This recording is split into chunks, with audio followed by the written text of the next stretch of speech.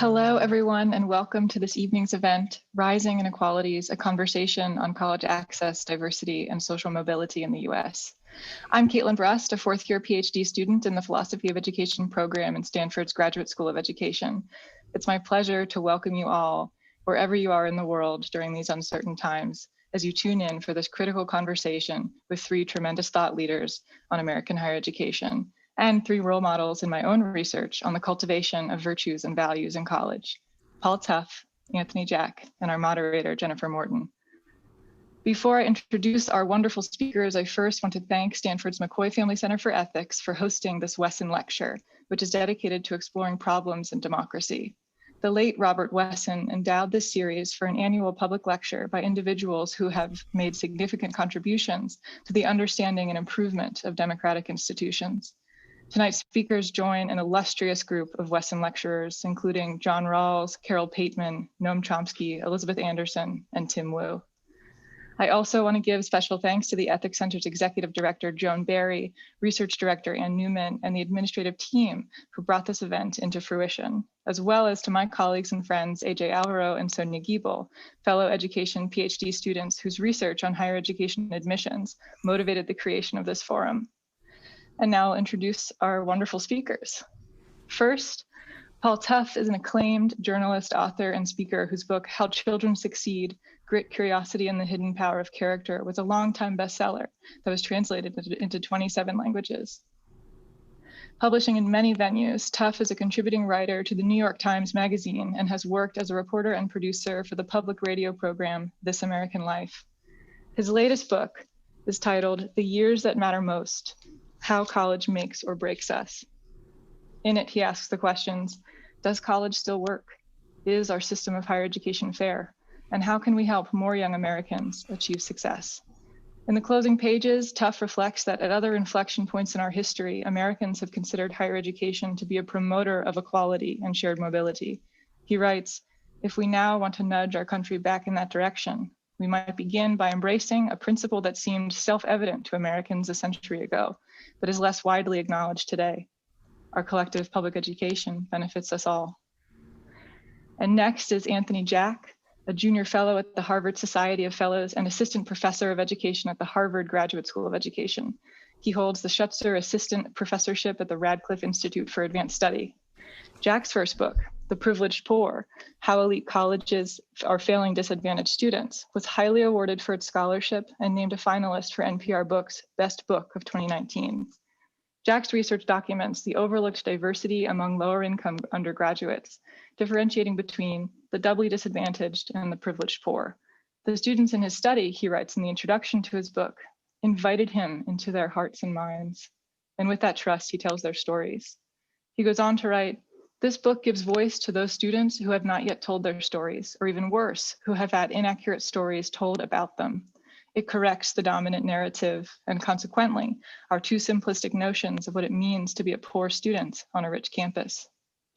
And finally, our moderator, Jennifer Morton, is an associate professor of philosophy at the University of North Carolina, Chapel Hill, and a senior fellow at the Center for Ethics and Education at the University of Wisconsin-Madison. She's previously taught at the City College of New York and Swarthmore College. And Dr. Morton is owed a special congratulations on her new presidential associate professorship at the University of Pennsylvania. Her recently published book, Moving Up Without Losing Your Way: The Ethical Costs of Upward Mobility, has been awarded the Frederick W. Ness Book Award by the Association of American Colleges and Universities. In her interdisciplinary study, Morton examines the lives of students she calls strivers, those who are low income or first generation, and for whom, she writes, college holds the promise of self-transformation, but also the possibility of transforming your life circumstances. In writing this book, she hopes to move her readers to, quote, embrace a new narrative of upward mobility through education, one that is honest about the true costs as well as the benefits of this enterprise. All three speakers are incredible researchers and writers who bring their work into public discourse, which is both a great skill and a great service. Their research tells stories about the educational landscape not only through accounts of policies and practices, but also through deeply human narratives about students, families, communities, and the experiences of navigating new spaces of learning. And now it's time to hear from them. Paul Tuff and Anthony Jack will each give brief remarks before engaging in a conversation with Jennifer Morton. At about the 1 hour mark, we'll turn to you, the audience, and Dr. Morton will pose some of your questions. We'll be collecting questions throughout the event through the Q&A function, not the chat function. Feel free to submit your questions at any point during the presentation. With that, I'll turn it over to Paul Tuff. Hello, everyone. Thank you, Caitlin, for that introduction. It is a real honor to be here and to be a part of this event tonight. I'm very much excited to be in conversation with Tony and Jen. Looking forward to that part of the night and looking forward to hearing your questions and answering them as best we can. But I want to start off, as Caitlin said, with a few remarks about my book, the research and reporting that went into it, and then some of my thinking and reflection over the last year since that book came out. So as it happens, the book is coming out in paperback in March, and it's going to have a new title. We're going to call it The Inequality Machine. And the reason that we're giving it that title is that, especially with this year that we have just experienced, it has become clearer to me that that title is more reflective of the thesis at the center of this book. The thesis is really that in this country, higher education as a whole is an engine not of social mobility, but of inequality and social closure. That it is a force that perpetuates the existing advantages and disadvantages in our society. And that is despite the fact that almost everybody who works in higher education wants it to be exactly the opposite, that we want it to be a system that really creates social mobility and opportunity. And despite the fact that for individual young people, especially first generation and low income students, a college degree is a powerful engine of social mobility. It is the most reliable and powerful force for achieving more mobility and opportunity in individual lives.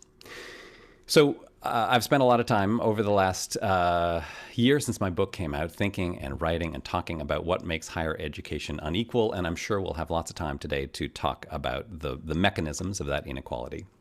But I am feeling a little more optimistic these days. We're on the verge of a new year, let's hope, of a new vaccine and of a new administration. And so I want to start us off on a more hopeful note, talking about some solutions instead of problems, talking about a few things that we might be able to do to make higher education a fairer and more democratic place. And I want to start off with three ideas, three suggestions, maybe to jumpstart our conversation. So the first is that I think we really need to rethink admissions at our most selective institutions of higher education. And that we need to do it in a really much more radical way. So when I started reporting this book, it was 7 years ago. It was in 2013. And what pushed me to get interested in this was this new conversation that was bubbling up. This realization that I think a lot of institutions had come to at the same time, that our most selective institutions had become completely unbalanced, that there were a whole lot of rich kids and not very many poor kids, and that lack of balance was a problem, not just for those institutions, but for the country as a whole. And so there were conferences and White House summits and pledges to do things differently over the past 7 years. And right now, the organization that's kind of at the center of that movement to increase socioeconomic diversity in selective institutions is this organization called the American Talent Initiative, which is this voluntary coalition of more than 100 of the most selective institutions in the country, funded from the vast fortune of Mike Bloomberg, the philanthropist and former New York mayor. And their goal, these institutions' goal, the reason they're coming together is to try to significantly increase the number of Pell-eligible students eligible for a Pell Grant at their institutions over the next 5 or 10 years. And so every once in a while, since their founding, ATI has put out these regular progress reports, and the most recent one that came out this year is not at all encouraging. So they're still a few years away from their goal, but in fact, for ATI colleges as a whole, the collective Pell percentage over the last 4 years has gone down, just slightly, but down and not significantly up. Which means that what we are doing and what we've been doing basically for the whole time that I was reporting and writing my book has really not been working. And so I think we need a new approach. Either I think we need to just accept that these colleges are not going to become socioeconomically diverse, and that they really are, their mission really is to continue to educate rich kids more than anybody else. Or we need to encourage them, help them, nudge them in the direction of more significant change. And I think that change has to come in a real rethinking of what selective college admissions is about, and really what selective colleges are about. I think a lot of them see their mission as finding the most super successful 17-year-olds and turning them in 4 years into super successful 21 or 22-year-olds. And I just think that's not good enough. That is not a high enough and ambitious enough goal. Instead, I think that the goal should be to admit students for whom these institutions can do the most good, to add the most value to the most lives. And I think that would mean admitting a very different kind of freshman class. And I think it would be a freshman class that would be much more diverse racially, ethnically, and most importantly, socioeconomically. So that's number one. Number two, to think even more broadly, not just looking at these institutions, I think we need to try to flatten our system of higher education. So when you look at the shape of higher education in the United States compared to some of our peer competitor countries like Canada and the countries of Western Europe, we have a much more unequal higher education system than they do. We have a relative few number of super well-funded, super selective institutions that provide really high quality educations. And then we have a whole lot of post-secondary options that are not really succeeding, that have very low success rates for the students in them. And that is very different than the much flatter systems in other countries where it doesn't matter so much where you go. There's lots of very good options no matter where you go. And so in this country, that creates a real scarcity mentality around higher education, around the seats in freshman classes that leads to the kind of cutthroat competition among high school students that you see at lots of institutions. And that, I think, creates a perception in the public mind that higher education is not for everybody and that it is not fair. And what it does is creates a country like the one we've got with a few very successful billionaires and a much larger population that is disenfranchised and dissatisfied and resentful of higher education. And that phenomenon is not an accident, as these other countries can attest. It is the result of specific policy decisions that we have made, and specifically decisions about how we fund higher education, how we fund public higher education. And that has changed in a big way over the past 40 years. 40 years ago, we did have a much flatter system because we were funding public higher education at a rate about twice as high as we are today. And so there were a lot of very good public institutions that were well funded and that were really cheap. So you could go to school at a 4-year public institution on average for about $700 a year. And so working 2 months at minimum wage in the summer was enough to pay for your tuition and fees at an entire year at one of these institutions. It created a system that was very different than the one we have now. And again, it was a series of policy decisions that got us from there to here, and it's policy decisions that can undo that problem as well. And then the third suggestion that I'll make is one that I'm not going to say too much about because we have two great experts on this question here in Tony and Jen. And that is that we need to create a system for first-generation students at highly selective institutions that is much more welcoming, that creates much more of a sense of belonging and inclusion. And so a lot of what I know about how best to do that I know from Tony's work. But I also did a lot of reporting at a few other institutions, including the University of Texas here in Austin, where I live now. And over the past few years, UT in individual classrooms and in the college, the university as a whole, has done a lot to make the experience of being a first-generation low-income student much more welcoming and inclusive. And it wasn't exactly rocket science. I mean, it really is just about changing the mindset, I think, of the people who work in the institution to become much more welcoming. There are lots of specific institutional shifts that they made, but I think the biggest shift that they made was believing that these students belonged on campus and that they were going to succeed. So with that, I'm going to conclude my remarks and hand things over to Jen. Thank you, Paul, for those wonderful comments. Now it's my privilege to hand things over to Tony Jack, who is, as Caitlin told us, a junior fellow at the Harvard Society of Fellows, assistant professor of education at the Harvard Graduate School of Education, and wrote one of my favorite books of 2019, which I have here. So over to you, Tony. Thank you, Paul, for getting us started. Thank you, Caitlin, for the introduction. And I very much look forward to engaging with you, Jennifer, alongside Paul. Thank you, Stanford, for bringing us together in this way. And I love the way in which Paul started off and where he ended. We spend, especially as a scholar like myself, who's a sociologist, who's interested in how poverty and inequality shape the life chances of children and youth, I find myself sometimes at odds in conversations about equity and admissions, because I think sometimes we spend so much time thinking about who gets in and who goes where that we don't pay attention to what happens between convocation and commencement.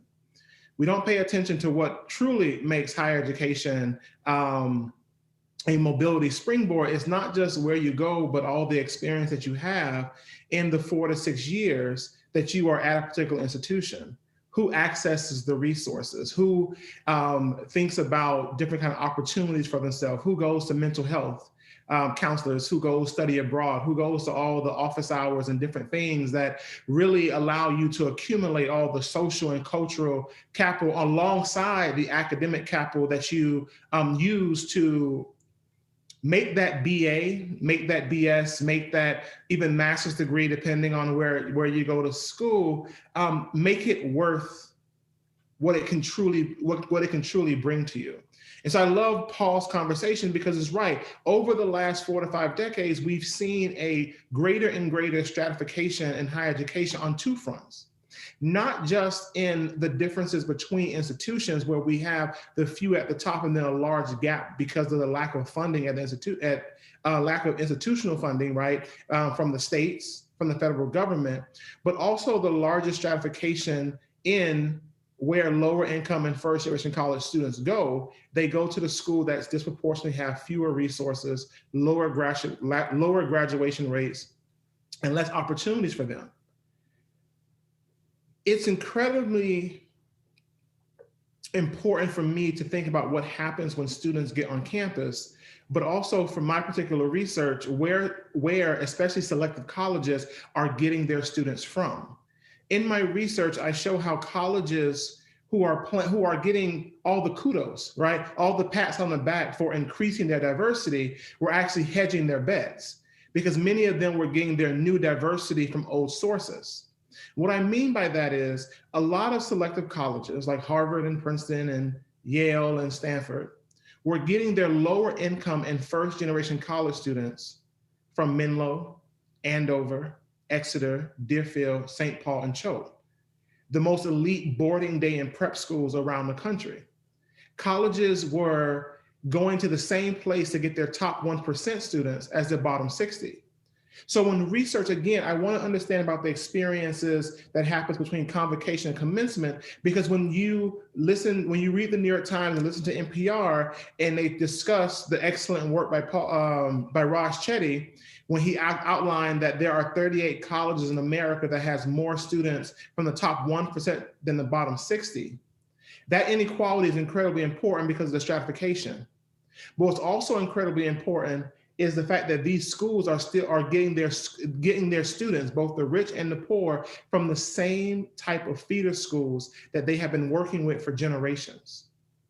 Where you have some people in their, these schools send 20 and 30 students at one point in time in their history to Princeton, to Stanford, to Yale, to Harvard for generations. And now that they're diversifying themselves, they're going to the same places because they know that it's easier for a student who's already been taught by the Harkness method, who know what office hours are because they boarded at a school where most of their professors are already PhDs. And so they're used to the kind of interactional dynamics of an elite college setting. So the question is, as we think about expanding access, what does it actually mean? because we can't just go by the numbers of percent Pell or percent low income or percent first gen students who are on our campus. We have to go beyond those numbers. It's easy to hide behind statistics because, again, my research showed that on average, 50% of the lower income and first generation college students at selective colleges are the alumni of boarding day and preparatory high school because who participated in programs like Prep for Prep, A Better Chance, the White Foundation, Oliver Scholars, programs that specifically place lower income students into private high schools. 1/3 of the lower income Latinx population at selective colleges also go through this private school pipeline. They are the students who I call the privileged poor. The privileged poor do more than just show how colleges have been shifting hiding some of their admissions practices behind the numbers of promoting access. It talks about a larger inequality in our K-12 system that we have to pay attention to as we think about the future of higher education.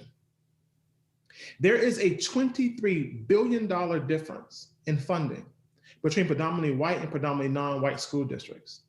This inequality is exacerbated when you think about the racial differences between the racial and socioeconomic differences between those groups. The way in which we think about the future of higher education and what we need to do to not only get students to apply, and I want to include equally important, help students when they get on campus, we have to understand where students come from and what they have been through. Not just because of the application essay that we are asking them to write, which we oftentimes, as I wrote in the New York Times, ask students to pimp out their poverty to give you that sob story to make an admissions officer cry. We need to understand we need to care about the inequalities that students have experienced en route to college and more than just that essay. We need to understand how it affects how they move through higher education. Again, who knows what office hours are from the moment they set foot on campus? Who knows that is a time that faculty dedicate to meeting with students? Who feels comfortable turning a professor into an advisor into a mentor into a sponsor? Because it's more than just getting an A in the class. It's about building a rapport, building a relationship with the individual. But the way in which we expect students to navigate this hidden curriculum, this system of unwritten rules and unset expectations, is so classed and at many times both raced and gendered that our lower income students, especially lower income students of color and lower income students who identify as women and of color, are left behind. So if colleges and elite colleges generally, and especially selective schools that do serve as mobility springboards for non-traditional groups, the only way that they can align themselves with that is not just to admit more lower income students or more first generation college students. We must question what we take for granted about what students know about the social side of academic life, but also what they can afford. And so we can do all of these greater and greater admissions, but until we care as much about who gets in to selective schools and the schools more generally, as their experiences from day one of move in to the day they move out, we will always be doing our students a disservice because we won't be helping them and helping ourselves live out to the full potential. And the major problem with this is not just stalled mobility. It's not just the inability for some of the best and brightest individuals to shine, to showcase their talents, to push new boundaries. It's maddening because it's too little to ask for and work for an educated citizenry for our country. We must ensure a diverse, educated citizenry, because only then can we tackle today's troubles and tomorrow's challenges effectively. I truly look forward to the conversation with Jen and Paul that we are about to do, and especially your questions. So I want to open it back up to them and let's have a conversation. Great. Thank you, Tony. So I thought that I would start just by a question that both of your remarks prompted. When I started out as an assistant professor, I was at Swarthmore College, which is one of those well-resourced elite liberal arts colleges. And I often felt, and I was thinking about this in your remarks, Paul, like I was just kind of like the finishing school for people that already came into college with a lot of talent. But one of the nice things about teaching at a place like Swarthmore was that if a student was having any kind of problem or challenge, I could just pick up the phone and call one person, and then a slew of people would get involved and help the student find whatever they needed, whether it was mental health or like a financial situation. And then I went to teach at the City College of New York. And there my students were very different. And for them, I could see that it really made a huge difference whether they succeeded and stayed and graduated or didn't. It always felt like kind of touch and go. But when a student came into my office and had, like a financial aid problem or like a mental health issue, I just felt like my hands were tied. I didn't really have a person I could call and sort of just, have the system soup in to support them. And so I'm wondering why, instead of thinking about who gets into elite universities and how we can support them within them, which I want to return to, and I think is a really important question, why not think that we need to make changes to the system as a whole and support the institutions that are actually already doing the work of educating first-gen low-income students and say, look, we should be directing sources away from the Harvard, Stanford, Penns, whatever, and we should be directing them to public colleges and universities, community colleges, the places that we know are already doing the work of teaching those students and need the resources to be able to get a mental health professional involved when needed, or, a financial aid officer involved. And either of you can take the question. Great. Well, Tony, if you don't mind, I'd love to just jump in on it for a second and say, yeah, I think so I did some reporting this summer with students who are heading to CUNY schools in New York, and learned more about CUNY than I had known before. And yeah, it is absolutely a system that where professors like you are doing amazing work supporting their students, but where there just aren't enough resources to give those students anything like the Swarthmore treatment or anything like the help that they need. And I think it goes back to this period, 7 or 8 years ago, where this first push came to rethink socioeconomic diversity in higher education. And I think one of the pernicious effects of that first push to try to get more students into highly selective colleges is that it was judging colleges by their graduation rates, right? And so the idea still behind the American Talent Initiative is that we need to take all the best students, all the most potentially successful students out of other institutions and put them, the measurement of success is whether we can get them into these colleges that have 80% graduation rates. And it ignores the fact that the reason that there's this, clear connection between how many resources those schools have and their graduation rates. And so, in a much more productive solution then, and I would argue still today, is to find the institutions where those students are, especially students that are punching above their weight, like many of the CUNY students and schools, and many of the California State University schools and University of California schools, and give them the resources that they need to. They don't even need to provide Swarthmore level of support, but provide a decent level of support where those students can succeed. One of the things that we see when state governments cut their funding for higher education, as they did 10 years ago and as they're all about to do again, the thing that gets cut first at public institutions is student support. It's exactly those people who help out with counseling, with mental health support, with just like figuring out financial aid, figuring out all of the mechanics of going to college that are so bewildering to so many first-generation students. And so that's why, again, I feel like the big solution is got to be a really different approach to funding public higher education than we have right now. Yeah, I totally agree. We need more resources across the board. The fact that the way in which Pell and other forms of aid follow basically like the age of the university as compared to the need of the students, right? When you think about the overwhelming amount of money that students from different, more selective universities are able to, the funding that different selective institutions get based upon being a seniority within a system, that needs to be something that needs to be, I think, removed. And completely done away with.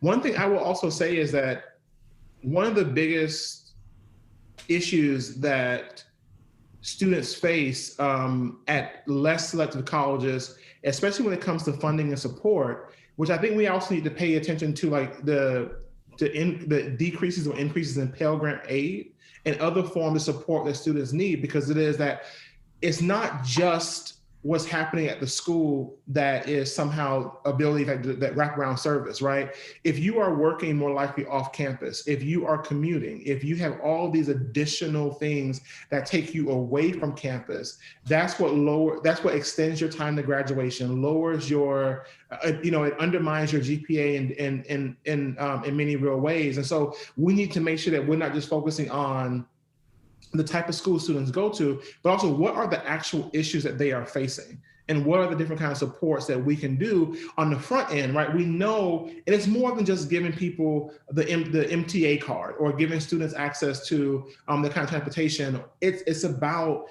the Pell Grant. It's about what you actually can learn from the FAFSA and what you can't. It's about all of these things that we need to make sure that we are supporting individual students no matter where they go. Right? Because there are always going to be gaps at every step of the way. But if we can do more thinking on the front end about the greater obstacles that students are facing, we can much better serve them.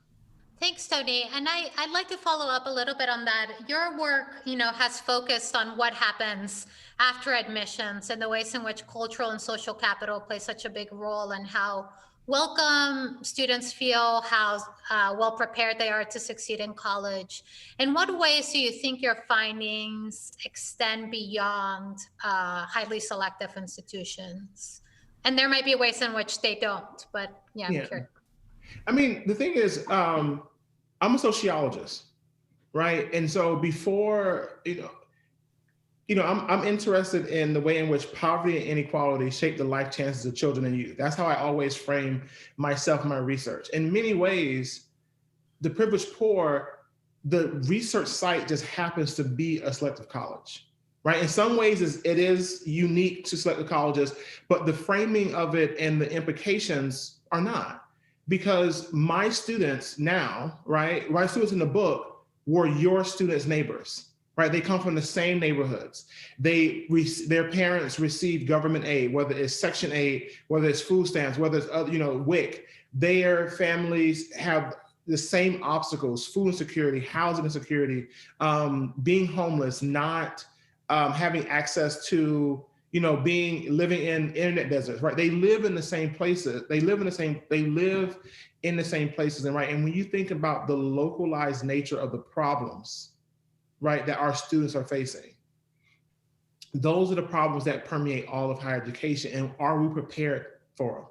Are we prepared to help a student who's, some schools experience these things more, so they are better, they are more aware of, but they can't necessarily support. So my case study of an elite university, I wanted to expose greater inequalities in higher education writ large, right? But with a focus on how poverty and inequality shape how students move through higher education. Because me outlining what Jean Agnon calls that hidden curriculum, that system of unwritten rules and unset expectations, that is something that happens at elite colleges, community colleges, state colleges, and the like. If my work was like localized only to like Harvard, Yale, and Princeton, then I wouldn't be having conversations about, with defining office hours, which sounds something so simple and so like easy to do. But when you've been teaching for 20 years and you've never thought to question about something that's been so like, it's something that you just don't even think about anymore, right? That happens across all of higher education. How students navigate the relationship meet the expectations and develop relationship with faculty members is something that I think that we all needed to understand. and also my work about food insecurity, on the other hand, to talk about the structural obstacles that students face, the work pushed scholars to think about how food insecurity can be episodic, happening over breaks, or chronic, happening every day. Students at schools like Harvard and Amherst face episodic food insecurity when it's happening over recesses. Students at CUNY, right, are facing it on a more chronic level. The reason why this distinction is important is because it directly informs the most effective policies to address it. You don't want to start a food bank or a food pantry on a place where food insecurity is episodic, because it wouldn't be used for 3/4 of the year, or even 5/6 of the year. It will only happen around breaks, and then all of a sudden you are able to say, "Oh, you don't use it, we don't need it." That's not the right response to the problem. But if it's chronic, that's when you bring in food banks, food pantries, and actually lobbying for national changes in who's eligible for these kinds of support. So I think my work is more about inequality and poverty than it is about the particular institution that I studied. But there are things that are unique to the institution that I speak on, but more generally, my study is a project on inequality, not just on elite higher education. Great, thank you, Tony. Tony, actually, this question was for Paul, but something that Tony said made me think about this, talking about office hours and the ways in which professors think about their job in the classroom. And in your book, you talk about Uri Traceman in UT Austin, and kind of make the case for what I think is a too often overlooked part of the story of higher education, pedagogy, and what we're supposed to be doing in the classroom, and how can the professoriate rise up to meet the challenges that Tony raises about the hidden curriculum and so forth, especially when, as you say, people who work in higher education really want higher education to be an engine for upward mobility. Many of us are committed to this vision of the institution, and yet there's something about what happens in the classroom that often derails students rather than helps them succeed. Can you tell us a little bit more about what you saw at UT Austin? Sure. I'd love to talk more about Uri. So yeah, I learned a lot about office hours from Uri. He had very unusual office hours. He was and is a professor of mathematics at the University of Texas, and this actually turned into my favorite chapter in my book, much to my surprise. I embedded myself for one semester in freshman calculus. Doesn't usually sound like a fun thing to do when you're a middle-aged guy, but it turned out to be great, and it was mostly great because of my chance to watch Uri work and to understand how he thought about his students. And he's a great math teacher. He's been doing it for 50 years. But really what sets him apart is that he is deeply attuned to the psychology of his students. And sort of a bedrock belief of his is that if he wants to help his students succeed, and his students at UT are disproportionately first generation students of color and low income students who are mostly going into engineering, some going into medicine, some going into math. But so these are students, and freshman calculus, there's lots of data showing that it is this real gateway course, or for many students, especially first-generation students, a closed gate course. It's the place where they meet their first failure and often ends their STEM career immediately.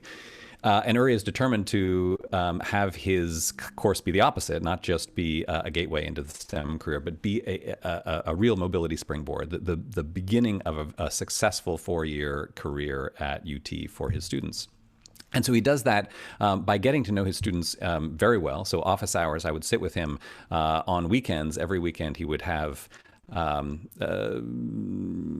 or 6 or 10 meetings, half an hour at a time with each student. Office hours were kind of enforced. He didn't wait for them to come to him. He went to them and would learn all about them, would talk about the psychology of the class. And the two things that I think he was trying to create in his class and in those office hours was, one, a really intense sense of belonging. He was, again, very attuned to the research that's done at UT and at Stanford about the importance of belonging for for first-generation students. And so he was able to communicate to them the connections between him and them, even though he was 50 years older than them and from a very different background. He was able to convince them that he cared about them, that he was on board with them, he was on their side, and that the whole class was in this together.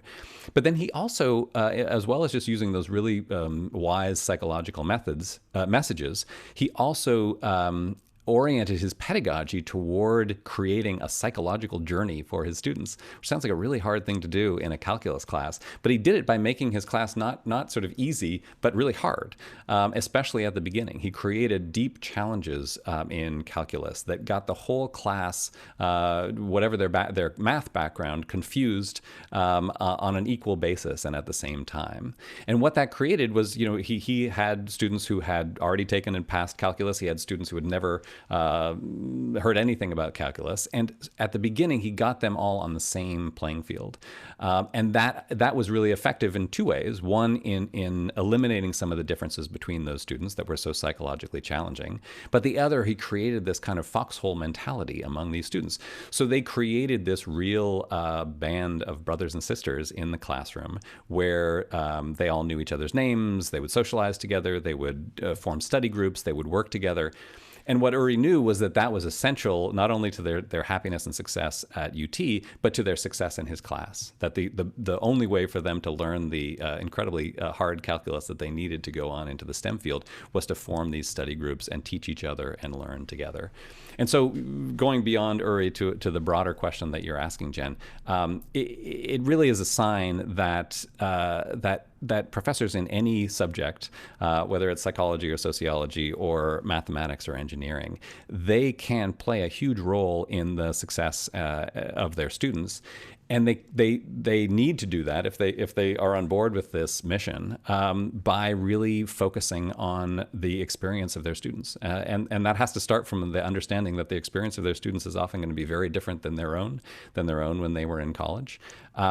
But I think, what Uri also showed me is that asking questions and having conversations with students about their experience is really a psychologically powerful tool.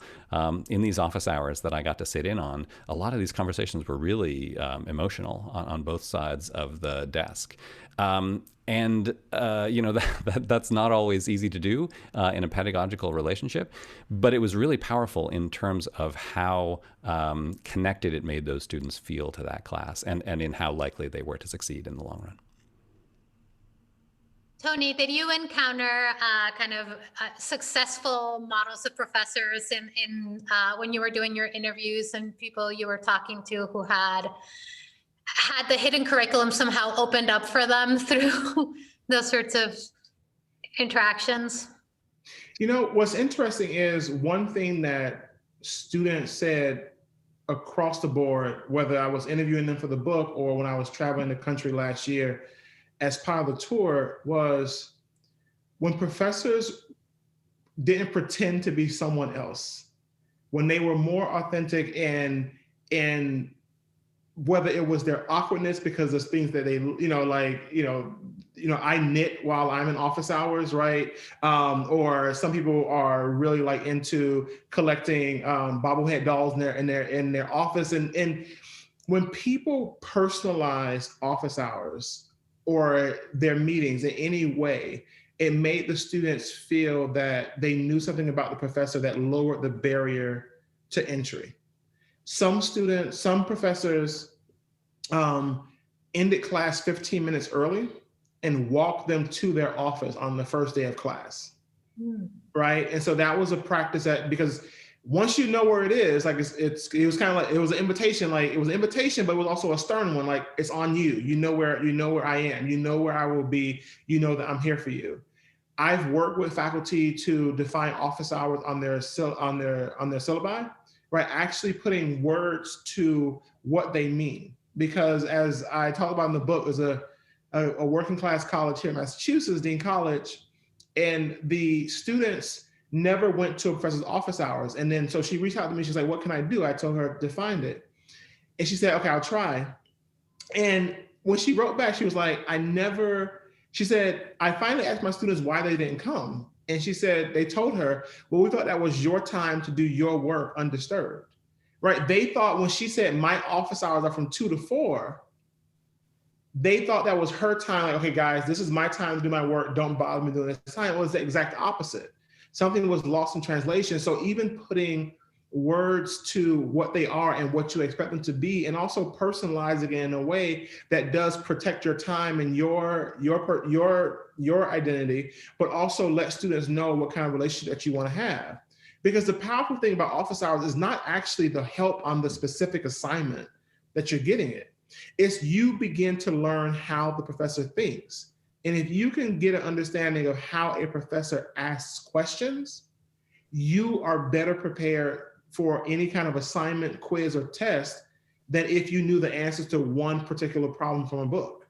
And so then that's when you begin to develop that strength, right? Develop through repetition and your own understanding of like, okay, I can do this.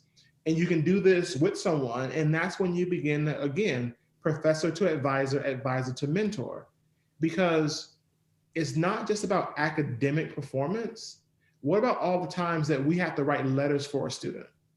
Right? When you apply for, and let's say I have high hopes for my students. So when you apply for the Rhodes, you need 8 letters of recommendation. Outside of somebody who's been up for tenure, how many people have 8 individuals who can write on their behalf beyond saying, oh, this person is smart. Oh no, this person is one of my most brilliant students. They work hard. They got a B- on their first paper. They came to my office hours over and over again. Their understanding of material improved so much. I invited them to be my RA the next semester, and they've been in my lab since. That is a letter that helps you win a fellowship or get a job or get nominated for something else prestigious, whether it's at the university or not. Right. So it's not just about the performance. It's about all the things that are made available to students at these particular schools. It's being thought of when you yourself are not in the room, that can really change someone's trajectory after college. I gotta say, I found out about the Rhodes from reading your book. Many years after that you needed those many letters. I mean, I knew about the Rhodes, but I hadn't realized you needed 8. That is.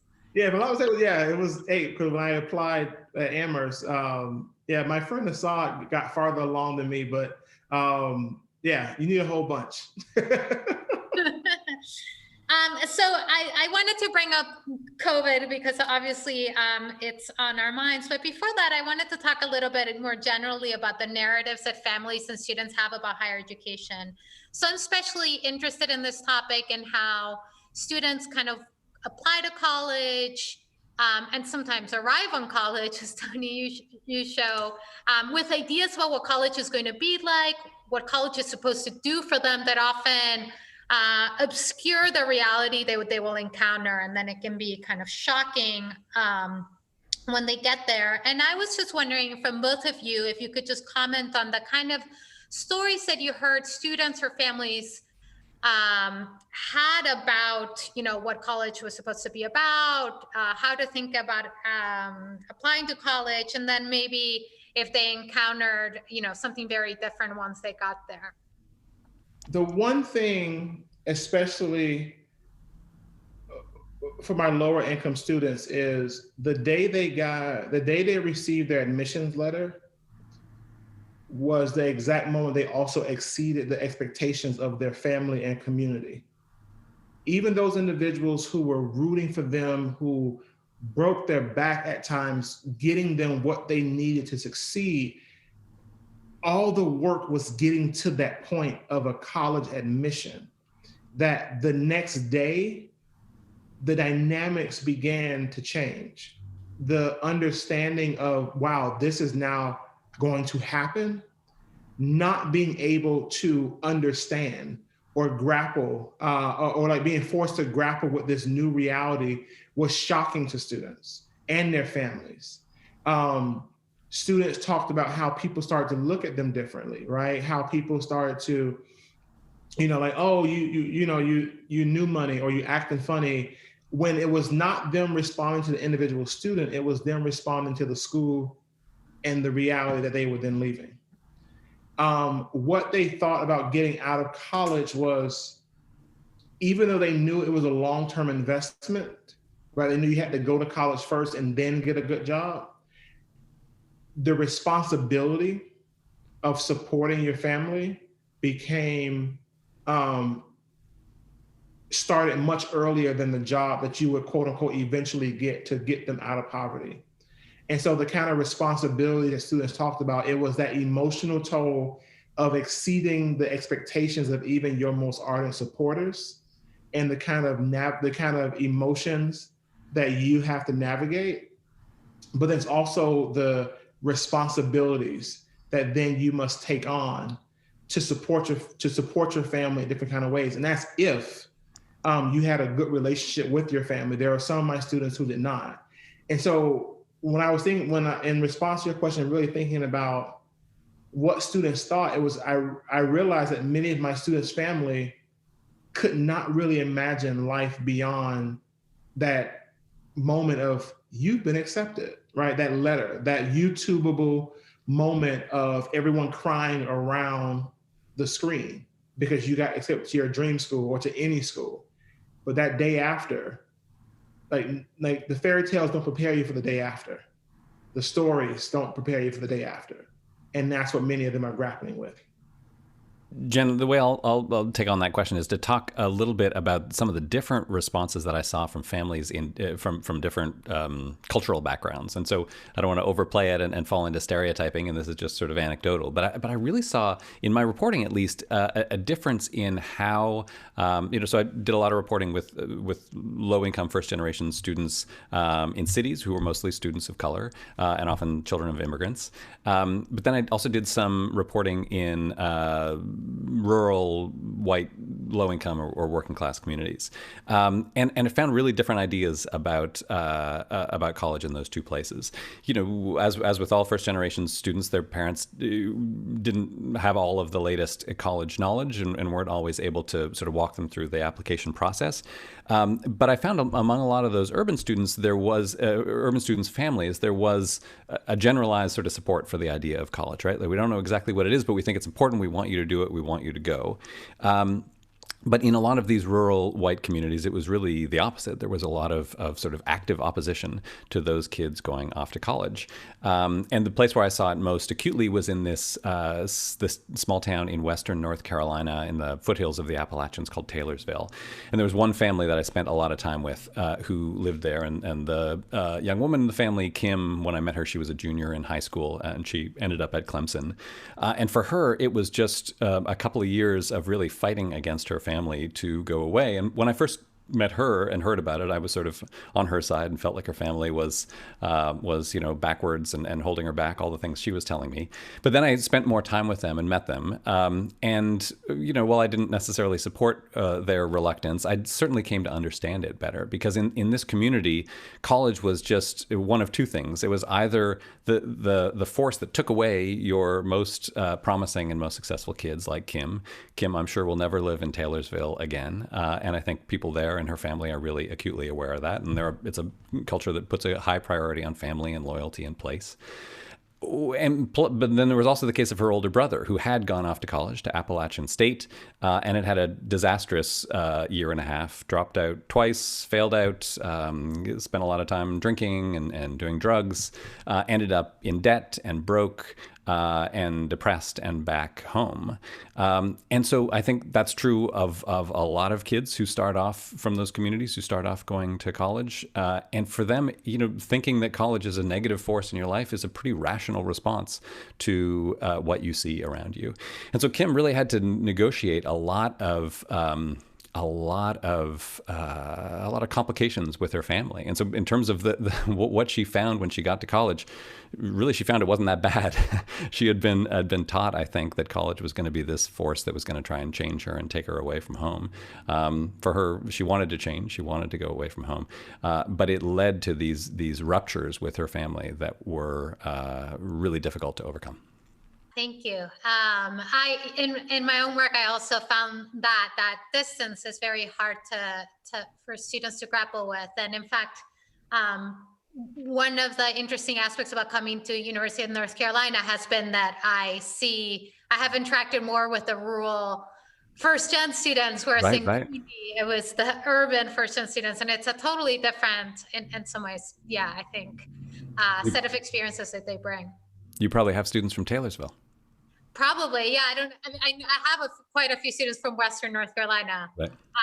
who are, yeah, the way that their families think about college is very different than, the New York City kid who's going to CUNY, and yeah, it holds a different place in people's minds. So I think it's time to transition to audience questions. So the first set of audience questions, for all of us, how do you view the responsibility of different stakeholders in decoding the hidden curriculum? What role do universities play compared to high schools and often college prep organizations in supporting students in translating these unstated norms and expectations?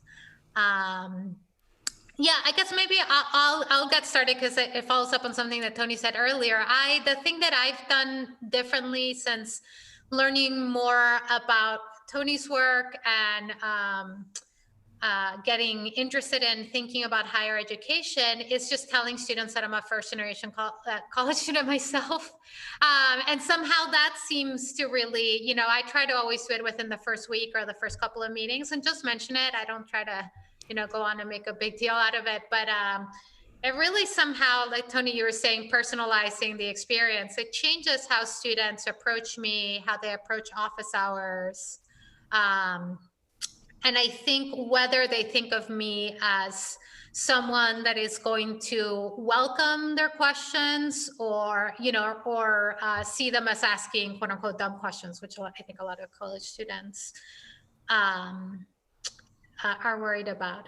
Any other thoughts on like different stakeholders? We haven't really talked about administrators or other, people in the university other than professors and students. So that might be. What I hope to inspire in that simple exercise of defining office hours is getting administrators, faculty members, staff to question what they take for granted about what students know, right? I hope that it puts people on a path to like, okay, there are certain terms that I throw out all the time. Like I'll say one, like fellowship. Right? If you're from my neck of the woods, fellowship means going to church on Sunday and then eating food. It does not mean going to England for 2 years to study at Oxford or the Baineke or the Marshall or all these other places. And when you get to institution, every institution has shorthand, acronyms, and nicknames for everything. I'm not trying to say completely move away from that, but when it becomes a gatekeeping mechanism, that means it's your responsibility to identify it and then rectify the situation. And so there's a number of things that administrators and everybody, I think it is the responsibility of faculty, staff, and administrators, because when career services, mental health services, and the library have the same kind of gatekeeping mechanisms, then students who don't feel comfortable, it's not just individual classes. We're talking about information centers and resource centers of the entire university. Who's going to go get their resume looked at for the internship that they have to explain to their parent what an internship is? Like, is it a real job? Was it a fake one? Is it a one you get fired? Does it lead to a real job? All of these questions that you have to then be able to translate and navigate for your family, but you don't even know how to get support to apply for the thing in the first place. Right. So that's one of the reasons why, for me, defining office hours is a simple, practical exercise that has a larger possibility of changing the framework of how we support students. And if I can just add, so to take on that question of stakeholders, I think absolutely, as Tony is saying, everyone within a college community can do a whole lot to help that shift happen. But I think the question is also asking about high schools and nonprofits. And in my reporting, it's amazing how much is needed in high school as well, and how much so many first-generation students are not getting in high school. And so I've reported on the work of College Advising Corps and of One Goal, and this past summer wrote about this organization in New York, CARA, College Access, Research and Action, all of which have relatively similar, slightly different models, but the same basic idea, which is that they're going into high schools, sometimes for 2 years, sometimes for just the senior year, and working intensively in different ways with students who have aspirations for college to try to help, first of all, get them into college, but I think more centrally to try to prepare them for the sort of culture shift that college is going to involve. So I think that's really necessary. I think it has to be an all hands on deck solution, and it has to start in high school. And I just add one thing about this is we can't leave parents out of the conversation, right? For many universities, especially selective ones, especially the rich ones, parents are either funders or donors or people who can buy care packages, right? Family weekend is basically, these, elaborate weekends just to have fun and show off the campus. But we leave other parents out of the conversation, parents who are new to this, because what you don't want, and what's a consequence of that oftentimes is students have to be two people. One person when they're calling or at home, another person when they're on campus, because their parents are telling them, do good work, keep your head down, and don't bother people, right? That make them be very, very independent in their orientation towards navigating school, just get good grades. But that's how you get overlooked in college oftentimes, because it's rarely ever the 4.0 student who makes the biggest splash. To get a 4.0 in college means you know how to do the homework. You pass the test. Not trying to minimize all our Phi Beta Kappa folks and really, really smart people, but the individuals who are able to create a developmental network, right? People who look out for them, again, when they are not in the room, those are the people who have the more likely to have the wraparound resources when things go wrong. And so if we need to make sure that we bring parents along to understand what is expected of their child when they enter campus. And yes, I think there is work to be done at the K through 12 level, but we've already asked them to do so much with so little that yes, we can begin to do some kind of cultural shifts, but I also want to make sure that colleges, especially those that have the resources, don't miss out on potentially their greatest partners, and those are the parents and the family of their kids. There have been a few questions, it seems, about resource allocation and funding in higher education. So one audience member wrote, I teach at 2 community colleges in California where we educate large numbers of historically disadvantaged strivers. However, the community college system receives much less money per student than schools in the California State University system or the research-focused University of California system. Do you think community colleges should receive more money because our students tend to be from minoritized, marginalized groups? What changes in resource allocation would be most helpful? So my quick answer is yes, absolutely. Community colleges need a whole lot more funding. And I think we have to rethink, and I hope we will start to rethink in the new administration, how we fund public higher education in general, but community colleges in particular. The Obama administration was on the verge of a big push toward more federal funding for community colleges and pulled back at the last minute. And that was a real mistake, I think. And I think the reason that they were able to do that, or that they chose to do that, was because there isn't enough political pressure on behalf of community colleges. Because of the way our politics works and because of who goes to community college. But everyone, states, communities, cities have to recognize how important community colleges are and can be in educating young people, now more than ever, that the education that community colleges provide is exactly what our communities need, and it just is ridiculous that we are funding them. We've cut their funding so vastly over the past few decades. We're shooting ourselves in the feet. It's a terrible mistake. So I think some of it is just we got to fund them better, but some of it I think is we have to change our thinking about how they're funded. And I think they are community colleges; they should be funded by their communities and their states. But we also need to have a bigger federal role in the funding of public higher education in general, and in community colleges in particular, because the federal government, people are moving around more than they used to, and so it's all of our responsibility how our young people are educated. It's not just the responsibility of our communities. And also, as our communities become more unequal, putting the pressure on an individual community to fund their college, that's not going to work. We need to have the broadest possible funding mechanism we can have, and that has to start with the federal government. Thank you. Yeah, it seems to me that there's been a change in the kind of public good that higher education is, and we still have this somewhat outdated model of funding that goes with this idea that we used to have, that the public good that higher education contributes is educating an elite, right? That educating researchers and scientists and politicians and whatnot. And now that's not really the role it serves in our society. It's actually a path to middle-class employment. But somehow the funding structure seems to be focused on this idea that we're going to invest our resources in those places that are doing the research, that are educating this elite.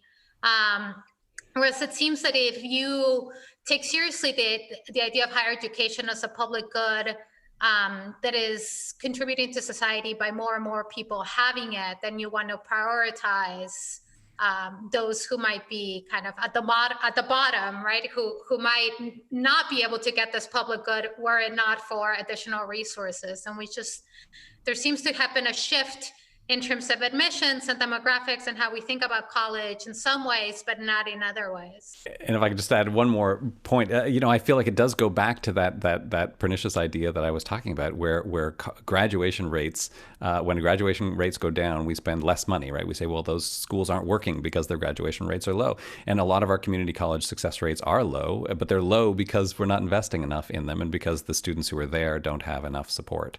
And so I think we got to get over that idea and work together to improve the experience those students have. I mean, I agree with what everyone has said so far, but I also want to make sure that we don't put all the responsibility of not just educating, but supporting students on the community college. I think we need a much stronger social safety net to be able to help students, because students who are at the community college are more likely to be parents, more likely to be older, more likely to be compared to some of the other schools that we are talking about. And so we actually have to make sure that other aspects of what other aspects are taken into consideration as well. Like, how do we do with childcare, right? Even though it's maybe seen more for working parents, but if you're a working parent and someone who's going to school, childcare becomes an even greater resource, or even more important resource for you. So what are the ways in which we need to invest in not only what happens inside the classroom, but also outside of it as well? Okay, so it would seem that elite institutions of higher education are going to be fairly resistant to any reforms that flatten the educational landscape, as that means in some degree giving up some of their power. How do we convince university leadership that making this change is critical to their sustainability in achieving their state admissions? Do any of the panelists have comments or predictions to make about, oh no, sorry, that's the next question. Okay, so elite institutions, it seems like they're going to be resistant to any attempts to flatten the educational landscape. How do we convince them? To be resistant.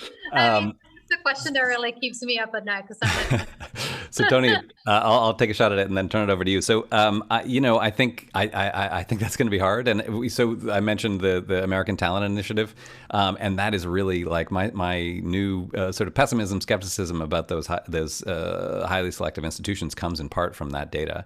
That here are these institutions who are going out of their way to join this coalition to say we want to improve our Pell percentage and create a more level playing field, and nothing. It's not working at all. And so, I think two things. I mean, I do think like the sort of gaming the numbers that Tony pointed out, the way that so many institutions are trying to improve their Pell percentage or their diversity numbers by fishing in the same stream but for different students. It's like depressing and enraging in lots of ways, and that's how I felt when I read about it in Tony's book. But it is also a sign that they are susceptible to public pressure about appearances, right?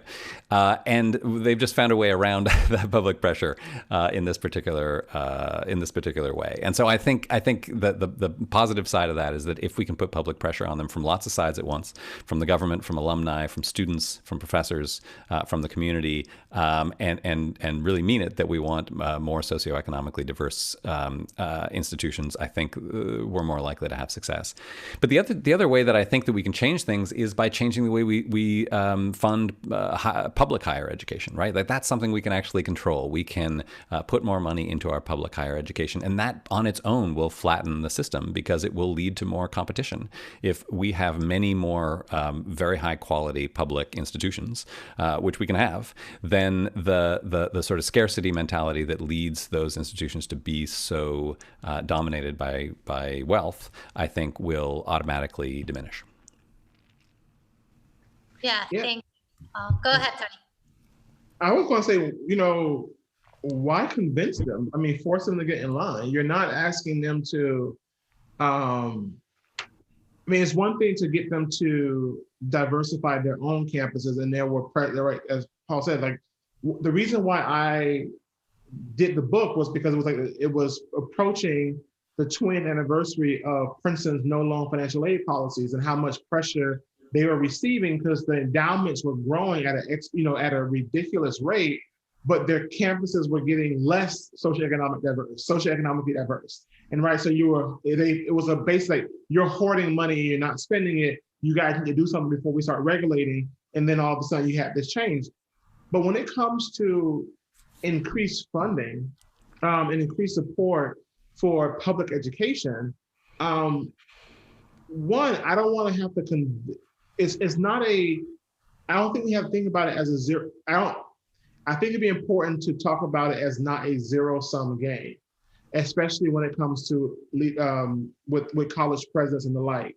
Because what I actually think is the way in which, as Eddie Cole talked about in the Campus Code line, college presidents do have a lot of power in directing national policy.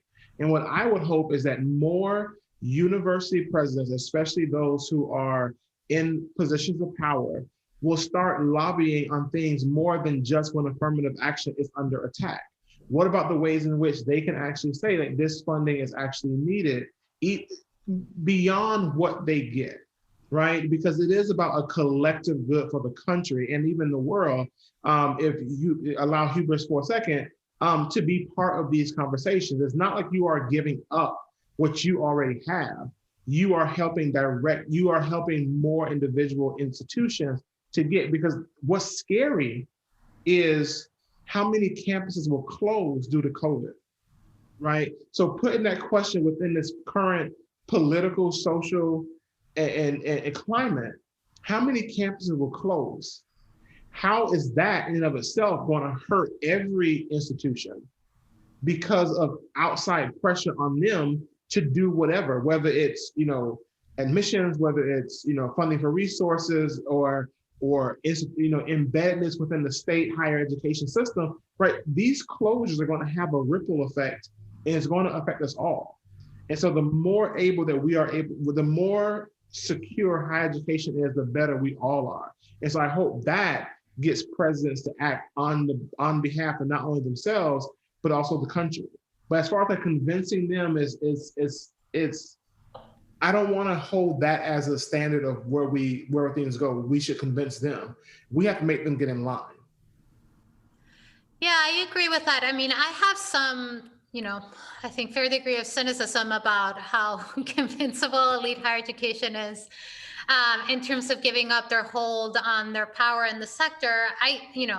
As a philosopher, I'll just throw out another kind of idealist idea right there. But I think to some extent, we might change how we see an elite degree and its value in the labor market. So I see over and over again, having myself been the product of this kind of elite system of higher education, that what it seems to me, this value and overly valuing of those kind of degrees in terms of hiring committees, how people think about who they hire for a job. And they don't appreciate, I think, the really valuable education that public colleges and universities provide to their students in terms of the diversity of perspectives that those students experience in the classroom. And so I wish that more employers would actually think that it's it's a valuable degree to be someone that went to City College or Hunter, and that's, tells you that this applicant has something that the Harvard student or the Princeton student actually doesn't, because they went to a college where they were sitting in the room with like retired cops and people that had kids and all of the rest that a CUNY education offers, that honestly, until I was at CUNY, I had never experienced sitting in a classroom like that, and how valuable it is, and how in some ways impoverished your education is when you're just sitting around talking to other people who come from very similar educational backgrounds, who went to elite private high schools. And so that's my kind of somewhat idealistic take on that. Yeah, I mean, one way to put it, when you're comparing those institutions, is graduating from an institution that has, a 30% graduation rate is a much more difficult task than graduating from one that has a 98% graduation rate. And those students with those degrees, they have fought through a lot in order to get those degrees. Yeah. Well, I do want to say, because maybe I'm thinking about not only my own experience, but the students, the experiences of the students who I interviewed. I mean, you still graduate, you still have some scars. You still, just because your institution has an overall 98% graduation rate, certain groups, because of the experience that they've had, do not. And so I don't want, and generally I agree, right? The more diverse your experiences, the different kind of opportunities that you have to stretch your mind are important, which is why study abroad is important, which is why different kind of opportunities and internships and the like are so valuable. But what I don't want us to go too far as saying just because therefore is better, right? That kind of like kind of thinking, because there is a value, right, there's an immense privilege and value in being able to sit in that room with 7 other people from around the world and truly debate some of the biggest topics of the past, present, and things that we think will be big debates in the future. There is a value, and which is why, when talking to students, like, where should I go to school? It's not a matter of just like naming a particular school, it's naming a type of environment that you think you'll be able to thrive in. And so it's not, because it's in the same way how, Jen, you were saying, sitting with a retired cop or parent, somebody who was a conductor of the subway and different things like that, those are all valuable experiences, just as being in a room where you are the only person from the US and there's 20 people and you have to and you have to work together on a particular project, right? Because certain schools are able to bring together people from around the world in ways that are happening nowhere else in the world, right? Every classroom is like a UN situation. And right, so there are different opportunities. So I don't want to go too quickly. I think you're absolutely right that we need to understand what we are actually valuing, right? Because the fact that your extracurriculars, as Lauren Rivera's research, sometimes means more to you getting hired, right? Oh, did you do equestrian or did you play basketball? Did can you pass the airport test, which has really nothing to do with your ability to think. The airport test is, if I got stuck on a layover for 4 hours with you, would I be okay with it?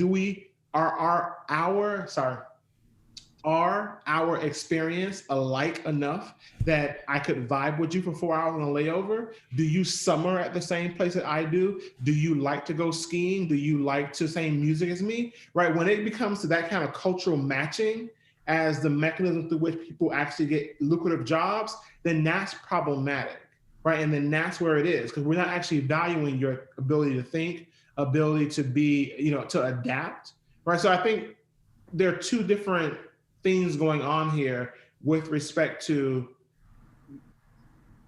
the ability to, like, the value add of an individual because of what they've been through, and the kind of cultural matching that many of the most lucrative firms look for on the school. So I just want to put that out there, because because there are some scars that are had at both places. Like one, you have to scrape for every single thing, and the other, you have to gird yourself to some of the most traumatic social and emotional experiences, which is a different side of strength and resilience that also matters for your longevity and your mobility. So I wanted to bring that up because I didn't want us to go too far to one side.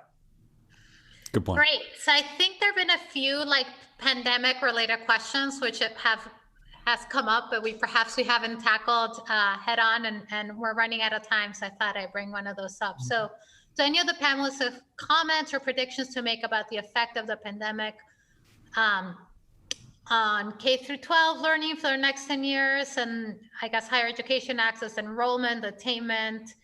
To put it differently, how badly will the pandemic amplify background inequalities and educational opportunity? I'll go first because my answer is kind of short. Very badly, very badly. I mean, I think, we're just starting to see data on higher education, and it does not look good. There's a great short editorial in Science Magazine this week about that has some of the numbers. Freshman enrollment at community colleges down 19% already. FAFSA enrollment for next year down 16%. So both of those are signs that there are going to be increasing gaps between low-income and higher-income students next year, and that I think there's no way those won't persist for a long time, and that they're happening. So that there's stuff that's happening within individual families and the decisions that people are making or are able to make about whether or not to go to school. But those are going to be happening at the same time that we have this funding. All these funding problems we're talking about are going to get worse as lots of, as Tony was just saying, lots of institutions, private institutions that were kind of on the financial edge are going to be in worse shape and are going to be make it harder and harder for them to meet their financial aid budget, to pay for the sorts of student supports that they would otherwise.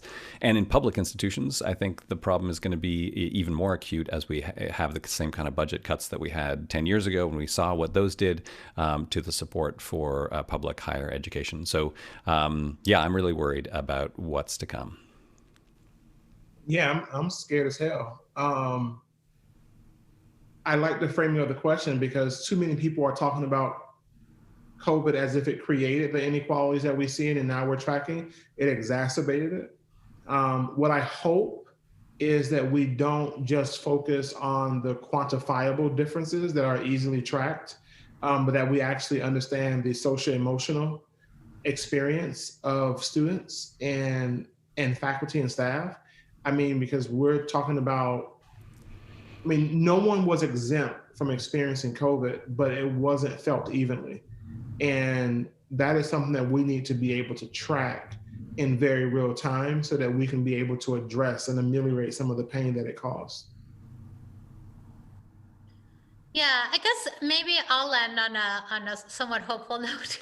One aspect I think that might be beneficial of COVID from the perspective of student experiences in the classroom is that I think it's really shown us the value of having a really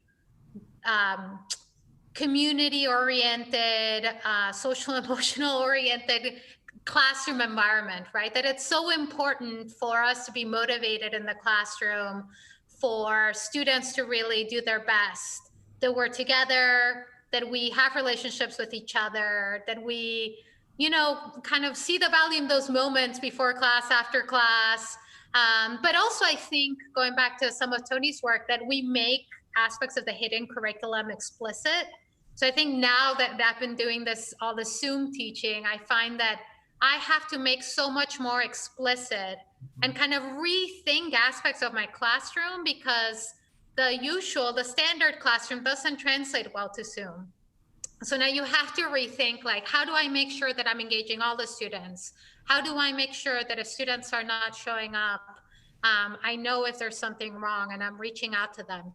And of course, all of these problems have been there all along. All of the issues that students are dealing with have often been there kind of somewhat hidden from professors. And I think now we really see them and we can see into students' classrooms. And so I hope that this, if we get back to quote unquote normal, it makes all of us reconsider what we're doing in the classroom and really focus on aspects of connection. I mean, the kind of stuff that Uri Treisman was focused on, right? Like how to make those connections with students, because I think we're all seeing that without them, education's impoverished. Okay, so there's time for, I think, maybe one last question.